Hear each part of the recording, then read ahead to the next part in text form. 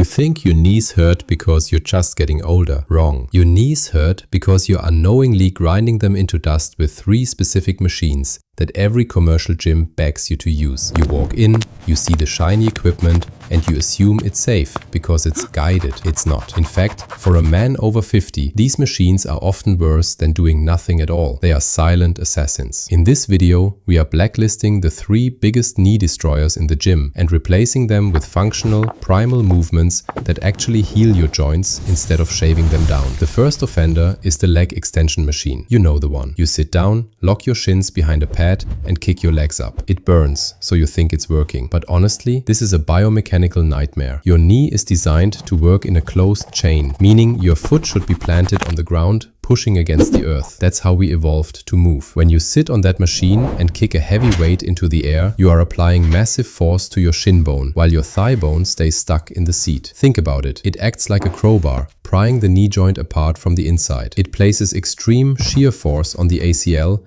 and grinds the kneecap directly against the femur. If you have any clicking or grinding, this machine is the villain. So, what do you do instead? You need to reverse the damage. If you want bulletproof knees, you don't kick forward, you drag backward. The reverse sled drag is the single greatest tool for men over 50. It pumps blood into the tendons without the heavy impact. You just strap a belt on, face the sled, and walk backward. That's it. It effectively acts as WD-40 for your old joints. If your gym doesn't have a sled, simply walking backward on a treadmill with the power off, pushing the belt with your own legs, achieves the same relief. But here is the thing. The second machine is even sneakier because it feeds your ego while it wrecks your spine. The seated leg press. I get it. It's fun to load up 400, 500 pounds and push it. It makes you feel like a beast. But here is the trap. When you sit in that fixed position and bring your knees deep into your chest, you are often forcing your hips into a range of motion they don't have. Since your back is pinned against the pad, it has nowhere to go. So your lower spine rounds, and your discs take a massive compressive load. And the worst part? Most guys lock out their knees at the top. Never ever do this. That transfers the entire weight from your muscles to your delicate joints. You are one bad rep away from a hyperextension disaster. Swap this out for the goblet squat. Grab a single dumbbell. Hold it at your chest like a goblet. Squat down. Why is this better? Because holding the weight in front of you acts as a counterbalance. It naturally forces you to keep your chest up